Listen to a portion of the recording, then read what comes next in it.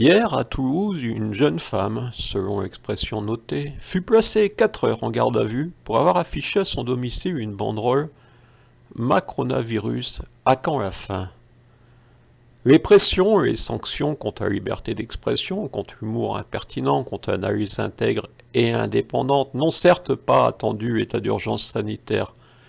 Une France sans gilets jaunes ni humour, c'est donc cela qu'ils souhaitent faire passer avec le haut du bain coronavirus? On pourrait reprendre l'aphorisme de Nicolas Sarkozy, oui, en 2007. Je préfère l'excès de caricature à l'absence de caricature.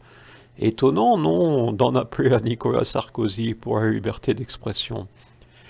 Et on doit effectivement ne pas laisser passer, donc écrire sur le sujet quand est sanctionné un simple néologisme formé par le nom du président et la crise sanitaire, pour laquelle la réaction du président, mais également de l'ensemble de la classe politique, fut bien tardive.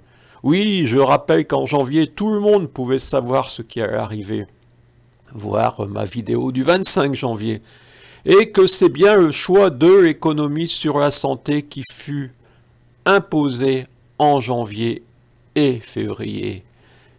Les députés de la prétendue opposition qui s'agitent un peu aujourd'hui, on ne les entendait pas sur ce sujet en janvier et février, comme on ne les entendait pas quand je lançais des alertes sur la dérive en dictature rurale de ma petite commune où l'équipe en place est parvenue à être la seule liste en mars par le mensonge et l'intimidation. Mon député m'avait répondu le 14 mars 2020 « Vos affaires locales ne me concernent en rien ».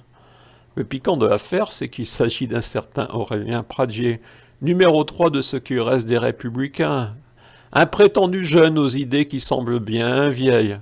Ainsi, la réalité de son «Demain, il faudra tout changer, tout changer, tout changer», ce fut «Le gaullisme a des éléments de réponse, par exemple avec la grande idée de la participation». J'ai plutôt l'impression que tous, face aux gilets jaunes comme à l'humour, vont chercher dans le gaullisme un peu d'Alain Perfit, le ministre de l'Information des années de Gaulle-Pompidou, celui qu'on surnommait le ministre de la Censure. Ils ont tous en eux un peu de perfide, je crois, nos élus. Quant au 25 avril 2020, sans acte 76, ici ce serait bien 76, si la ligne jaune n'avait pas été coupée, réfléchissez, regardez les bonnes vidéos. Va-t-on voir fleurir le hashtag Je suis Macronavirus?